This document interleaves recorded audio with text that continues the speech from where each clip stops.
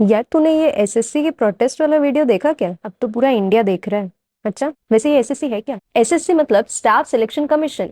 ये डीओपीटी यानी department of personal and training के अंदर काम करने वाली सेंट्रल गवर्नमेंट की एक रिक्रूटमेंट बॉडी है।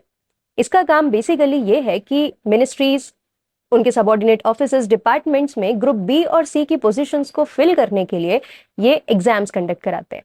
पर एक एग्जाम कंडक्ट कराने वाली बॉडी के अगेंस्ट इतना प्रोटेस्ट क्यों? प्रोटेस्ट कभी भी एक इशू के कारण नहीं होता। मतलब कि बहुत सारे मुद्दे पाइल अप हो गए हैं एक साथ, जहां पर कोई भी व्यक्ति अकाउंटेबिलिटी लेने के लिए तैयार नहीं है। तो ऐसे में पढ़ने वाले बच्चे और पढ़ाने वाले टीचर्स के पास कोई ऑप्शन ही नहीं बचा प्रोटेस्ट करने के अलावा। लास्ट मिनट एग्जाम्स कैंसिल कर देना, 2 दिन पहले एडमिट कार्ड निकालना लेकिन पेपर ना लेना। कई बार सेंटर्स इतने दूर दिए जाते हैं कि वहां तक पहुंचना अपने आप में एक टास्क लगता है। मतलब पेपर देने वाला बच्चा पेपर की टेंशन कम लेगा और दूर पहुंचने की टेंशन ज्यादा लेगा। ट्रेन और बसेस के ऑड टाइमिंग्स, कोई रात में 12 बजे है, कोई सुबह 4 बजे पहुंचा रही है। जैसे तैसे बच्चा सेंटर पहुंचे तो वहां पर टेक्निकल इश्यूज, टेक्निकल ग्लिचेस आ जाते हैं। कभी कंप्यूटर्स काम नहीं करते, पावर कट्स हो जाता है, लाइट चली जाती है। मैंने खुद ने अंधेरे में बैठ के एग्जाम दिया है। अगर बाहर मौसम खराब हो गया तो सेंटर की लाइट चली जाएगी और वहां पर आप बैठकर अंधेरे में पेपर दोगे। गलत आंसर मार्क कर दो तो आप जिम्मेदार हो, ना कि उस सेंटर का इंफ्रास्ट्रक्चर की कोई जिम्मेदारी लेने के लिए वहां पर तैयार नहीं होगा। इवन कई बार ये भी होता है कि आप सेंटर पर पहुंचते हो, आप अंदर जाके पेपर दे रहे हो, बाहर आपका जो सामान रखा है, बारिश हो गई, खराब हो गया, nobody is going to take accountability of that.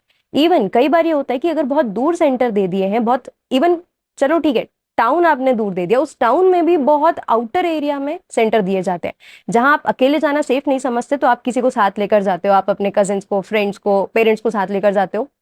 वहां जाकर पता चलता है कि आप 3 घंटे 4 घंटे जब तक अंदर रहने वाले हो, बाहर जो आपके साथ आया है वो धूप में ही बैठा रहेगा, उसके लिए बैठने के लिए भी कोई व्यवस्था वहां पर नहीं की जाएगी। इतने सारे इश्यूज को तो भी हम समझते हैं कि चलो इनको साइड रखो और एग्जाम की तैयारी करो, पढ़ो, एग्जाम दो।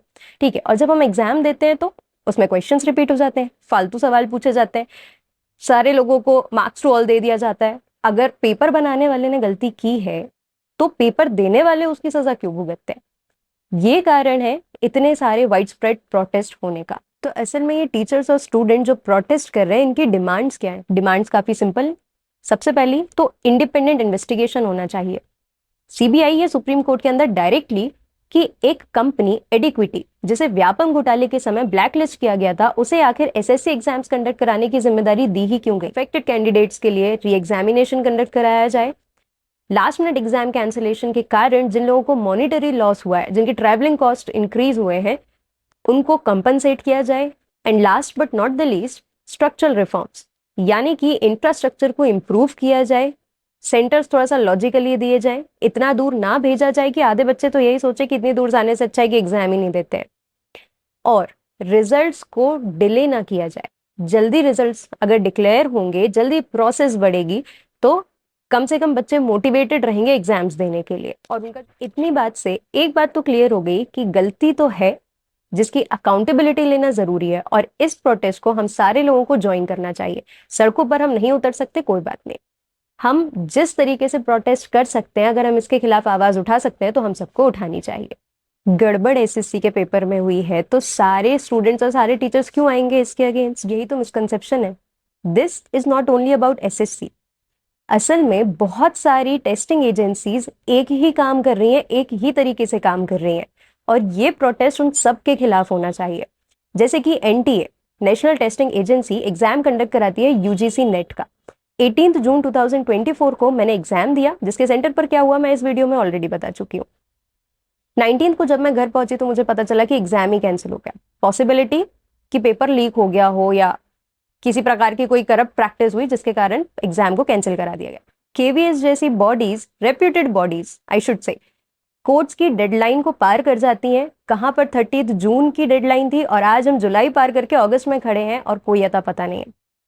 ऐसी प्रैक्टिसेस बहुत ज्यादा कॉमन हो रही हैं, जो असल में एक एस्पायरिंग स्टूडेंट के मन में बहुत ज्यादा डिलेमा क्रिएट कर देती है। हम पढ़ें या ना करें, इससे बेटर है कि हम कोई जॉब ले लेते हैं, कुछ तो करेंगे कम से कम।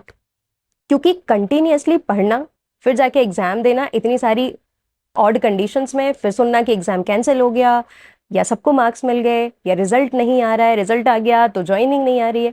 ये सारी प्रॉब्लम्स असल में बहुत बड़ी होते जा रही हैं, और इससे भटकाने के लिए हमारे देश के पास, हमारी मीडिया के पास बहुत सारे इश्यूज हैं। बेटर है कि हम स्टिक रहें इन सारे इश्यूज से, क्योंकि आज हम जो मेहनत कर रहे हैं, हम जो पढ़ रहे हैं, अगर हमें इतना सब कुछ करने के बाद भी एक अच्छी जॉब नहीं मिल रही है, हम जो चाहते हैं हमें वो काम नहीं करने मिल रहा है, तो हमारा फ्यूचर कहाँ है हम सब देख सकते हैं। इंडिया की डेमोग्राफी में सबसे ज्यादा यूथ है, और कितनी आसानी से हमारी गवर्नमेंट और हमारी सो कॉल्ड प्रेस मिलकर पूरे यूथ को बर्बाद करने में लगी है। आधे यूथ को तो फ्रीबीज देकर हमारी सरकार ने लालच दे दिया है काम ना करने का, एक वजह दे दी है काम ना करने की। बिना मेहनत किए सब कुछ मिल रहा है तो क्यों काम करेंगे।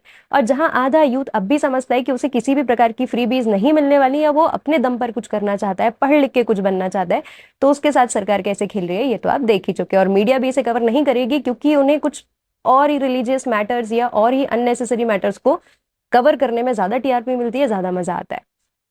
आप इसके बारे में क्या सोचते हैं, कमेंट सेक्शन में बताना ना भूलें।